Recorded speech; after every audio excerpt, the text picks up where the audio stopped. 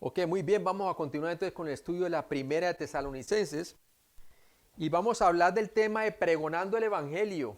Y vamos a ver cómo estos tesalonicenses una vez fueron salvos y en una iglesia recién nacida, iglesia evangelística. ¿Y sabe por qué se volvió una iglesia evangelística? Porque vieron cómo se les compartió el Evangelio. Pablo, Silas y Timoteo estuvieron allí evangelizándolos a ellos y aprendieron no solamente por la palabra, sino por las acciones. Vieron con la vida cómo se evangeliza. Y eso es bien importante que nosotros, como líderes creyentes, debemos de no solamente enseñar a evangelizar con la palabra, sino con nuestras vidas. Las personas tienen que ver cómo evangelizamos. Cuando Jesús les dio la gran comisión a los discípulos, a los 11 y posteriormente también a Pablo discipuló en Arabia por 3 años y medio. ¿Qué hizo el Señor Jesús? Antes de ascender les dijo, toda potestad me da en los cielos y en la tierra. Por lo tanto, id y ¿qué? Y predicar el Evangelio. ¿Cierto? Ir y hacer discípulos a todas las naciones, bautizándolos en el nombre del Padre, del Hijo y del Espíritu Santo, enseñándole todas las cosas hasta que yo venga. ¿Sabe una cosa que los discípulos nunca le preguntaron antes de partir al Señor al cielo? Una cosa que nunca le preguntaron. Nunca le preguntaron, ¿y cómo vamos a evangelizar? Ni tampoco le preguntaron, ¿y cómo vamos a discipular? ¿Sabes por qué nunca le preguntaron eso? Porque lo vieron. Jesús les enseñó con la vida. Ellos vieron cómo ganaba almas. Ellos vieron cómo las discipuló. Él mismo los discipuló personalmente. Y lo mismo vemos aquí que ocurrió en Tesalónica. Así como fueron ganados por Pablo, por Silas y por Timoteo, de igual manera, entonces ellos estaban empezando ¿a qué? A pregonar el Evangelio, a dispersar el Evangelio por toda la región. Y estaban siendo conocidos en toda esta región. Y vamos a verlo.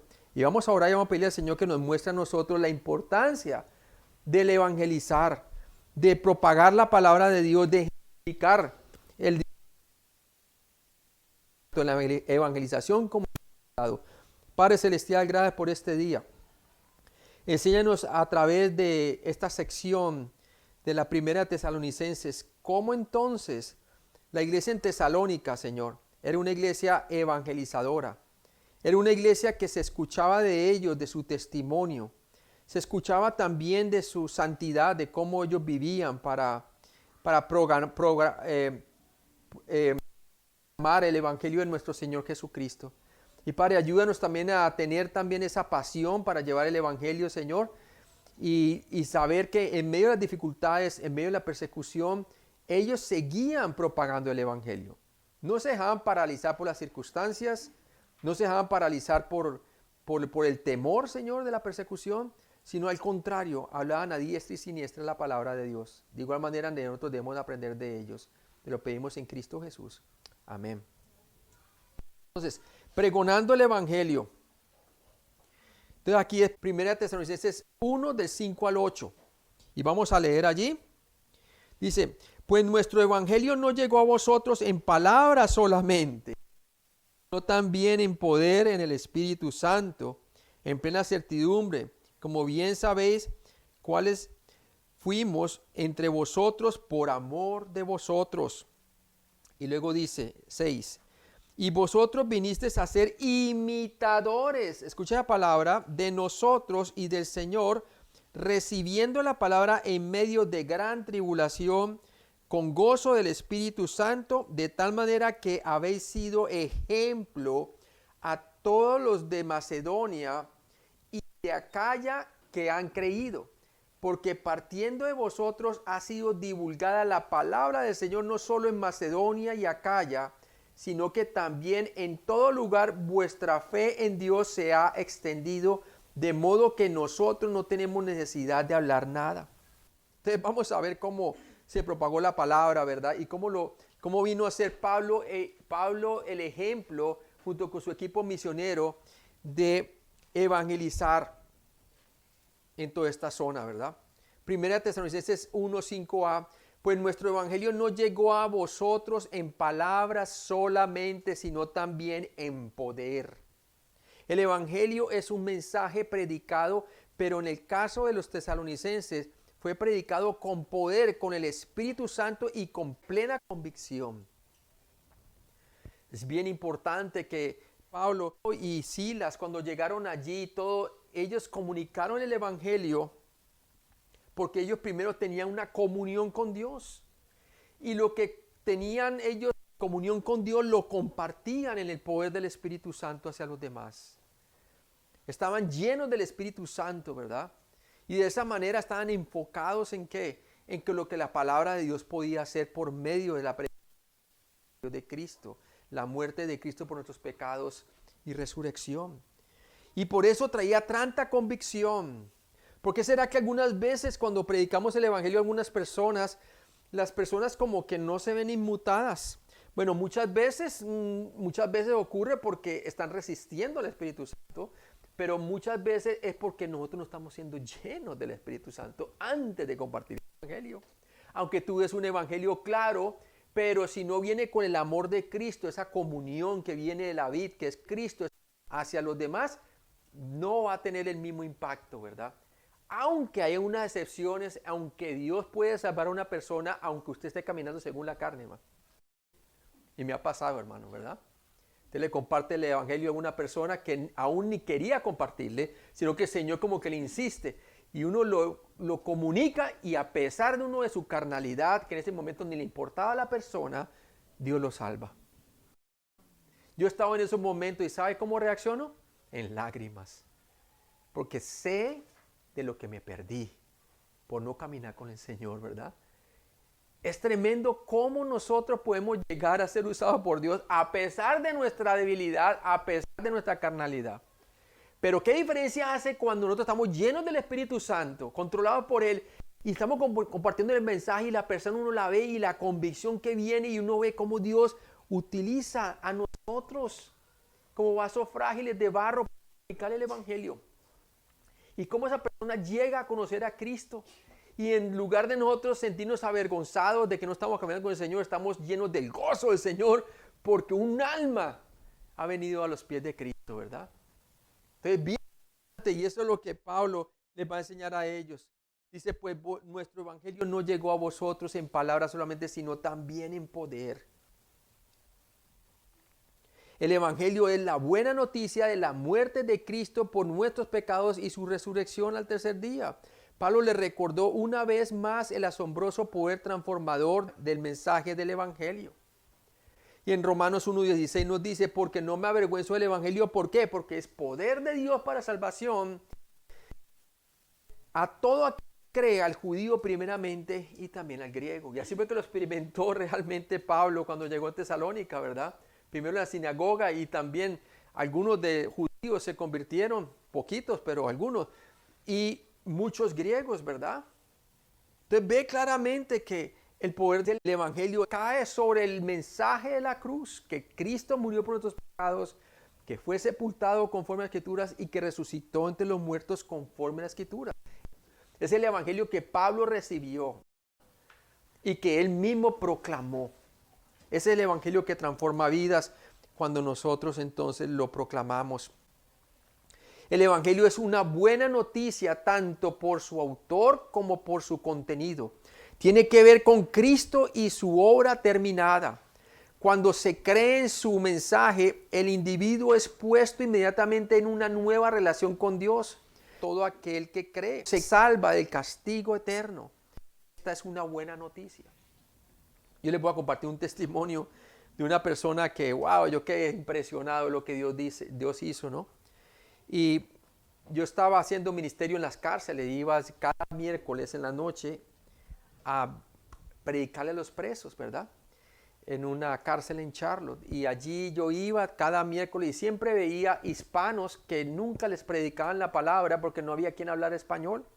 Entonces yo iba allá y le predicaba la palabra de Dios a ellos y siempre me traía una cantidad de hispanos y se sentaban todos ahí y comenzaba a predicar la palabra de Dios y muchos venían a conocer a Cristo. Y sabe una cosa, yo salía ministrados por el poder de Dios y lo que Dios podía hacer a través de este siervo, ¿verdad? Por medio de su gracia. Porque ¿quién soy yo delante de Cristo? Disponibles para Él. Y cuando somos como guantes en las manos de una mano, ¿verdad? Y tanto fue que cada vez que yo iba, siempre me traían gente diferente, porque los movían de cárceles o los deportaban, y eso era así, siempre a gente diferente. Hasta que un día yo estaba en una iglesia que hemos empezado, más o menos ya poquitas personas, como 10, estando apenas la iglesia, ¿verdad? Y me ando con una Biblia aquí puesta en el brazo, y me dice, Pastor Carlos Telles. Y yo le digo, uy, ¿de dónde me conoce, no? Sí, con mucho gusto, soy yo, ¿cómo me le va? La mano y me dice, ¿no se acuerda de mí? Y yo, ¿quién será este, no? ¿Quién será este? Y me dice, yo soy Celestino. Y yo, oh, Celestino, pero todavía no sé. Me dice, ¿no se acuerda en la cárcel? Yo, no puede ser, hermano. Pues claro, él ya se había afeitado, estaba diferente en la cárcel, ¿verdad? Pero venía con su esposa y sus 2 hijos pequeños. ¿Y sabe qué pasó? Él llegó y me dijo, pastor, ¿me da usted el privilegio de poder compartir mi testimonio delante de la congregación? Yo, claro que sí, ¿cómo no? Porque yo siempre le hablaba a los hermanos y esto le ocurrió en la cárcel y todo, pero como ellos no han estado ahí, no es lo mismo. Ahora están viendo a uno en persona, ¿verdad? De que se salvó el testimonio él y todo el mundo era oído, ¿verdad? Y después, durante la predicación, tuve la oportunidad de que me usara para llevar a su esposa y a sus 2 hijos, ¿verdad? Luego para conocer a Cristo, ¿no? Entonces, mire lo que Dios hizo, en esa persona, ¿verdad? Y ahora él es como mano derecha junto con su familia en una iglesia en Charlotte, ¿no? Pero Dios hace grandes cosas, hermanos. ¿Por qué? Por el poder del Evangelio, el Evangelio de la cruz. Puede hacer grandes cosas si la iglesia es consciente de la evangelización. El Evangelio cambió la vida cotidiana, el destino final de los tesalonicenses. En Romanos 1:16, Pablo no está equivocado en ninguna manera cuando dijo que el Evangelio es poder de Dios para salvación a todo aquel que cree. Esa palabra poder viene del griego, como el griego dinamita, ¿verdad? Porque es el poder de Dios que transforma vidas. Transforma las vidas de adentro hacia afuera. Y eso es lo que está en la iglesia de Tesalónica. Primera Tesalonicenses 1:5b. El Evangelio vino en el Espíritu Santo y plena certidumbre. El ministerio del Espíritu Santo a los no salvos es convencerlos de pecado, de justicia y de juicio. El Espíritu obra poderosamente siempre que se predica el Evangelio. O sea que usted no está solo. Dios siempre está preparando el corazón de las personas para que un día escuchen el Evangelio a través de las circunstancias, a través de su creación general y a través de la conciencia. Está preparando el terreno para que las personas vengan a Cristo. Y eso es esencial y eso es importante. Vamos a ver, ¿verdad? Y vemos claramente entonces que la labor del Espíritu, mientras tú estás predicando el Evangelio, gracias, mientras tú estás predicando el Evangelio, la labor del Espíritu Santo es convencer a las personas de pecado singular, de juicio, dice de pecado, de justicia y de juicio. Dice de pecado porque no creen en mí. Es un solo pecado que realmente, últimamente, lleva a las personas al infierno. Y es el no creer en Cristo. Usted le está predicando quién es Cristo, quién es el Salvador, ¿verdad? Y por lo tanto, las personas pueden poner su fe en Jesucristo. ¿Y qué es lo que tienen que creer? Que Él es Dios y que murió por nuestros pecados de los muertos. Es la única obra de justicia que es aceptada delante de Dios el Padre para que podamos ser salvos. Por eso en el Evangelio se manifiesta la justicia de Dios. Y por eso es importante que las personas conozcan que el Espíritu Santo convence de pecado por cuanto no creen en mí, como dice en Juan 16:9, de justicia, versículo 10, de justicia por cuanto voy al Padre y no me veréis más. O sea, ya hizo la obra redentora que se requiere para una persona ser salva, que murió por nuestros pecados, resucitó entre los muertos y ascendió al cielo. Y luego dice, y de juicio por cuanto el príncipe de este mundo ha sido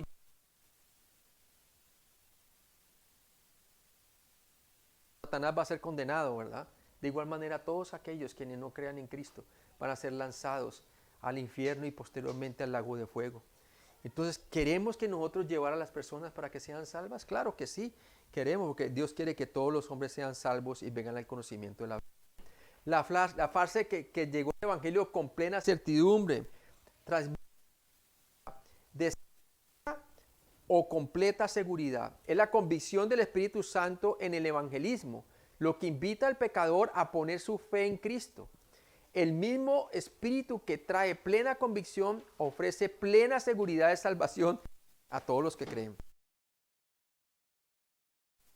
Primera de Juan se nos dice, este paso es escrito, creéis en el nombre del Hijo de Dios, para que sepáis, tiempo presente, tenéis tiempo presente vida eterna y para que creáis en el nombre del Hijo de Dios. Jesús dijo en Juan 6:47, el que cree en mí tiene vida eterna. Entonces no dice quizás, no dice de pronto, dice tiene tiempo presente vida eterna.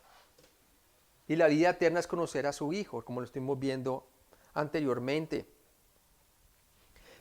Primera Tesalonicenses 1:5, como bien sabéis, cuáles fuimos entre vosotros por amor de vosotros. Aquí Pablo se está colocando como ejemplo, de cómo hacer ejemplo para ellos, no solamente con su palabra, sino con su vida, por el amor que le tenía a ellos.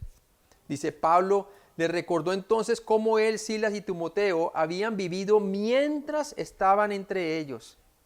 La forma en que vivimos siempre debe coincidir con nuestras palabras.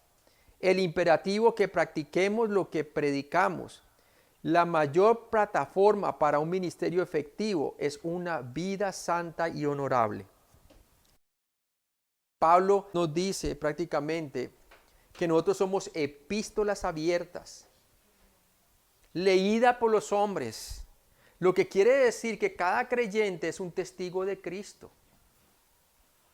Dios no tiene otro testimonio aparte de su palabra y de su evangelio escrito en la Biblia para ser leído que nuestras propias vidas. La gente quiere ver si que lo que está escrito aquí realmente se puede llegar a vivir para poder tener ¿qué? Una relación personal con Cristo. Realmente Dios puede transformar vidas, el Dios verdadero. Y eso es importante que las personas vean en nosotros, una vida transformada. Pablo llegó entonces y le recordó cómo él y Silas y Timoteo habían estado con ellos antes, para animarles, para decirles, mira, les hemos dejado ejemplo, ¿verdad? Segunda de Corintios 5:20 dice, así que somos embajadores en el nombre de Cristo, como si Dios rogase por medio de nosotros, o rogamos en nombre de Cristo, reconciliados con Dios. Usted y yo somos embajadores, somos sus representantes, y tenemos el privilegio de estos vasos de barro llenos de la gloria de Dios y poder conducirle a las personas hacia la redención en Cristo, y cómo compartiéndoles el evangelio también con nuestras vidas.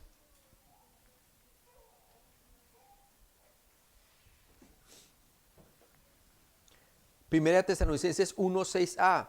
Y vosotros vinisteis a ser imitadores de nosotros y del Señor. Los tesalonicenses no solo recibieron el evangelio, sino que comenzaron a vivirlo como imitadores, tanto de Pablo como del Señor. El evangelio no solo cambió su perspectiva, sino que también transformó sus propias vidas. Transformó sus propias vidas. Así como los primeros discípulos, el primer llamado que Jesús tuvo de sus discípulos fue venid y ved. ¿Se acuerdan de los dos primeros discípulos en Juan? Los primeros 2 capítulos de Juan. Juan el Bautista lo había preparado y vieron 2 de sus discípulos que cuando vieron al Mesías lo siguieron, ¿verdad? Y le dijeron, maestro, ¿dónde moras? Y Jesús les dijo, venid y ved. Sí, Jesús les testificó con su vida. ¿Y qué pasó cuando les testificó con su vida? No sabemos qué tanto palabra, pero era el Mesías en medio de ellos, hermano. Lo que produjo en ellos fue un ánimo de hacer lo mismo. Salieron inmediatamente a predicar a otro y decir, hemos hallado al Mesías. Y luego Natanael y otros vinieron a conocer a Cristo, ¿verdad? ¿Por qué? Porque Jesús tuvo un contacto personal con ellos. Lo mismo Pablo. Pablo dice, y vosotros venisteis a ser imitadores de nosotros y del Señor. Imitadores. Mire que imitadores quiere decir alguien que hace lo mismo que otro, ¿verdad? Y Pablo dice que debían de seguirle a él así como él le sigue a Cristo, ¿verdad? Hermano, pero así como las personas pueden imitar a un buen discípulo de Cristo, también pueden imitar a un mal discípulo de Cristo. Por eso se requieren los requisitos por lo menos del pastor, unos requisitos bien determinados. Aunque no somos perfectos, pero tenemos que dar ejemplo de la gracia de Dios, ¿verdad? Y empezando de casa hacia afuera, ¿sí? ¿Para qué? Para que la persona pueda ser imitadoras, así como Pablo dice aquí. Y vosotros vinisteis a ser imitadores de nosotros y del Señor. Lo mismo los padres, enseñando a los hijos. Deben de modelar el discipulado en palabra y en hecho, en amor, para que sus hijos vean que esto es una relación genuina con Cristo, ¿no? Y añoren también conocer al Dios de su Padre, ¿no? Primera de Tesalonicenses 1:6b, recibiendo la palabra en medio de gran tribulación con gozo del Espíritu Santo. Cuando creyeron el Evangelio, la amenaza de la persecución se cernía pesadamente sobre sus cabezas. Dios no solo permitió que sus misioneros sufrieran, sino que también permitió que los creyentes tesalonicenses experimentaran sufrimiento. Porque es por medio del sufrimiento de que aprendemos la paciencia y podemos depender del poder de Dios y no de nuestra propia elocuencia. El hecho de que los tesalonicenses recibieran la palabra en tiempos difíciles habla de su gozosa disposición a ser enseñados a pesar de las pruebas que soportaron. ¿Está usted dispuesto a ser enseñado a pesar de las pruebas que está pasando? ¿O nos vamos a dejar paralizar por las pruebas que estamos pasando? Si yo pude haber escogido paralizar todo mi ministerio por lo que está pasando conmigo, ¿verdad? Pero no. Gloria a Dios, junto con mi esposa, cuando yo me desanimo, ella me anima con la palabra de Dios. Y viceversa. Y oramos juntos y continuamos en el ministerio, ¿verdad? Porque Dios usa todo para su gloria. Aún el ejemplo de nuestro hijo lo usa para que otros puedan identificarse en una situación similar. Amén. Gloria a Dios por eso. Dios usa todo, hermanos. Hechos 17:11 dice, y estos eran más nobles que los que estaban en Tesalónica cuando llegó a Berea, ¿se acuerdan? Pues recibieron la palabra con toda solicitud, escudriñando cada día las escrituras para ver si estas cosas eran así. Entonces, a pesar de la disposición a ser enseñados, a pesar de las pruebas que soportaron, estaban dispuestos a ser enseñados. A unos de Berea también de igual manera, ¿no? No solamente los de Tesalónica. Entonces, aun cuando sufrieron una gran persecución, el Espíritu Santo les dio un gozo sobrenatural en medio de las aflicciones. Esta declaración habla de su camino de dependencia del Espíritu Santo. Aun cuando Pablo, antes de llegar a Tesalónica, cuando estaba en Filipo, en la cárcel, ¿verdad? En Filipos, ahí junto con Silas, cantaban himnos al Señor. Teniendo cadenas, amarrados, ¿verdad? En medio de todo eso, ¿qué escuchaba el carcelero? Alabanzas al Señor, gratitud. ¿Qué dijo él? Ese Dios yo quiero conocer porque es increíble. ¿Cómo que pueden tener gozo en medio de la aflicción estos hombres, no? Por eso es tan sencillo que él dijo, varones, ¿qué debo hacer para ser salvo? Cuando pasó el terremoto y todos quedaron libres, ¿verdad? ¿Qué debo hacer para ser salvo? Mire, hermano, él vio que los dioses del panteón no le podían proveer en momentos de angustia lo que el Dios de Pablo y de Silas sí proveía, ¿verdad? Paz, paciencia, benignidad, gozo. ¿Y qué dice la palabra de Dios? Que el gozo del Señor es nuestra fortaleza, hermanos. ¿Sí? Entonces, aun cuando sufrieron una gran persecución, el Espíritu Santo les dio un gozo sobrenatural en medio de la aflicción. Esta declaración habla de su camino de dependencia del Espíritu Santo. Contrariamente a lo que es natural, en lugar de hacer que nos demos por vencidos y renunciemos, la oposición en realidad nos purifica. A medida que caminamos por medio del Espíritu, nuestras persecuciones nos dan mayor determinación y nos ayudan a crecer espiritualmente. Que nuestros hijos todo el tiempo están mirando a nosotros, ¿verdad? Estamos respondiendo cuando la dificultad viene. Y muchos de nosotros dijimos, hoy yo quiero que cuando mi hijo crezca y cuando esté en dificultad, que se pegue del Señor. ¿No? Cuando nos ocurre a nosotros. ¿Podrán ellos imitar algo de nuestra fe? Algo bueno en nuestra fe. Buena pregunta, ¿verdad? Si tú estás dependiendo de Cristo, seguro que sí. Y ellos siempre se van a acordar. Cuando estén ya adultos, viviendo aparte, y cuando tengan dificultad, dicen, pues yo me acuerdo cuando mi papá y mi mamá estábamos en semejante situación, y yo los vi de rodillas y vi cómo el Señor respondió, yo también voy a hacer lo mismo, ¿verdad? Imitadores de la fe, porque enseñamos no solamente con la palabra, sino con la vida. Contrariamente a lo que es natural, ¿no? Esto se hace solamente por el poder del Espíritu Santo. Primera Tesalonicenses 1:7, de tal manera que habéis sido ejemplo a todos los de Macedonia y de Acaya que han creído. Pablo les enseñó a ellos con su vida, con la palabra, ahora ellos mismos estaban haciéndolo en Macedonia y de Acaya, ¿verdad? De tal manera que habéis sido ejemplo a todos los de Macedonia y de Acaya que han creído. O sea, por toda la provincia de Macedonia están llevando la palabra. Aunque los creyentes de Tesalónica fueron perseguidos, se convirtieron en un excelente ejemplo para las otras iglesias de Grecia. Testimonios valientes como el de la iglesia de Tesalónica tiene un impacto grande y duradero en los demás. Porque ahí demuestran que está el Dios vivo, ejecutando su obra a través de la iglesia, de su cuerpo, ¿verdad? Se glorifica el Señor.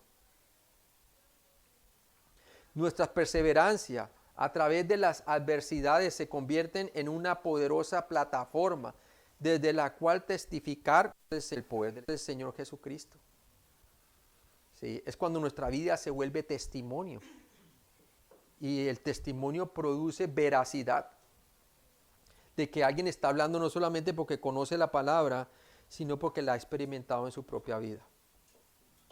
Primera Tesalonicenses 1:8a, porque partiendo de vosotros ha sido divulgada la palabra del Señor. Pablo reconoció su valiente. No serían silenciados después de haber recibido el Evangelio. Lo transmitieron rápidamente a los demás. Lo estamos transmitiendo nosotros, hermano. Vosotros es plural. Esto muestra que el trabajo de evangelización, un privilegio y una responsabilidad compartida. Las iglesias deben ser testigos del poder del Evangelio. La evangelización no es del pastor únicamente, es de toda la iglesia. Del mundo, y se lo dijo a sus 11, pero a todas las personas, que creyeran en Cristo. Cada persona se vuelve un embajador de Cristo. El evangelio, no la política o los problemas sociales, motivó a estos creyentes. Su entusiasmo resonó en todo el país. Eran conocidos. Estaban volteando el mundo desde entonces, ¿verdad? Conmocionando el mundo con el testimonio de Cristo, llevando el evangelio de Cristo. No solo en Macedonia y Acaya, sino que también en todo lugar vuestra fe se ha extendido, de modo que nosotros no tenemos necesidad de hablar nada. Esta declaración resalta el punto previo de Pablo acerca de que Dios escogió a los tesalonicenses. ¿Para qué? Para hacer entonces esta gran obra en Macedonia y Acaya, ¿verdad? Tenía a muchas más personas que iba a salvar a través de ellos. Dios estratégicamente les el Evangelio a ellos primero, previó que serían muy eficaces en su promulgación. ¿Te ves tú también como una persona que Dios ha escogido estratégicamente para llevar a otros a Cristo? Así, porque Dios tiene una labor para hacer a través de ti, en donde estás, en donde trabajas, en donde estudias, ser testigo de Cristo, en donde te muevas. Los creyentes tesalonicenses fueron un brillante ejemplo de cómo una iglesia local debe predicar el Evangelio y extendiéndose a través del mapa. Así es como se supone que debe ser el discipulado. Yo nunca me imaginé que Dios me iba a utilizar como misionero internacionalmente. Nunca me iba a imaginar eso. Pero Dios me comenzó a formar localmente. Desde el mismo día que fui salvo, cogí la Biblia y comencé a compartir el Evangelio con las personas, ¿verdad? Me fui a la discoteca porque ese era el sitio donde yo iba, ¿verdad? Y ahí proclamaba a Jesucristo. Yo pensé que era el único. El mismo día que fui salvo, hermano, a las 12 de la noche que fui salvo, aproximadamente a las 12 de la noche, salí a predicar a la discoteca y dije, mis amigos tienen que saber de esto.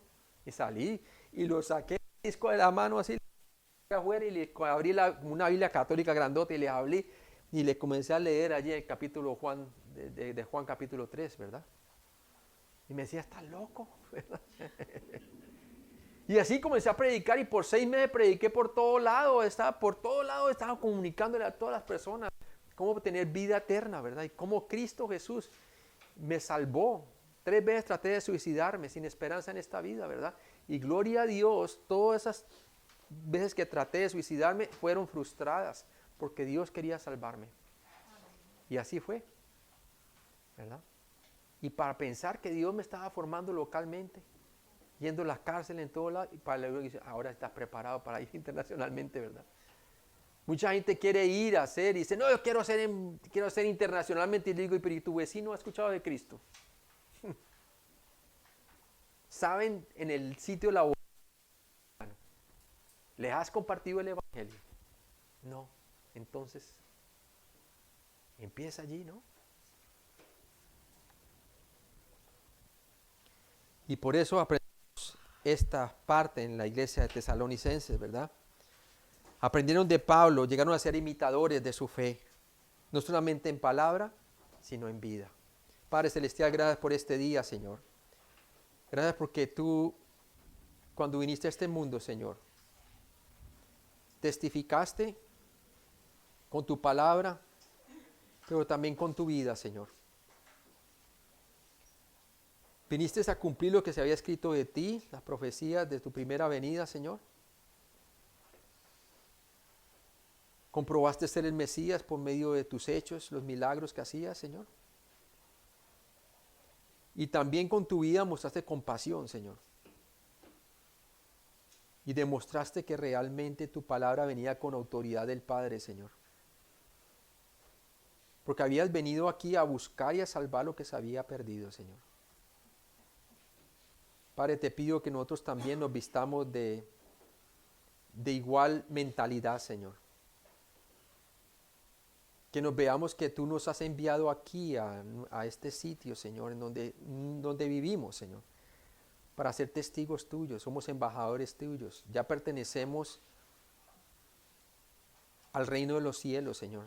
Nuestra ciudadanía celestial no es terrenal y sabemos que este mundo es pasajero y las personas están muriendo sin Cristo. Y Padre, de verdad que si nosotros tuviéramos la oportunidad de pasar un minuto en el infierno y ver cómo la gente está pereciendo, Señor, sí cambiaría nuestra manera de pensar en cuanto al evangelismo. Pero Padre, debe ser el amor de Cristo lo que nos debe mover, Señor, lo que nos debe apremiar de llevar esta palabra, Señor, así como tú utilizaste a una persona para evangelizarnos a nosotros y llevarnos a Cristo, Señor. Ayúdanos a no quedarnos callados con el testimonio tuyo, a no avergonzarnos del evangelio, sino a ser testigos tuyos, Señor. Y Padre, yo te pido, si hay una persona que todavía no ha puesto su confianza en Cristo, que sepa de que no hay buena obra que él o ella pueda hacer, que pueda remediar el problema del pecado que él o ella haya cometido. Que el único lugar en donde se remedia el pecado que hemos cometido ha sido en la cruz del Calvario. Ahí fue donde Cristo murió por nuestros pecados conforme a las Escrituras, que fue sepultado y resucitó entre los muertos conforme a las Escrituras. Y tu palabra dice, porque de tal manera amó Dios al mundo, que ha dado a su Hijo unigénito, para que todo aquel que en él cree no se pierda, ahí está la primera promesa, mas tenga vida eterna, ahí está la segunda promesa. Porque Dios no envió al mundo para condenar al mundo, Dios no envió a su Hijo para condenar al mundo, sino para que el mundo sea salvo por él.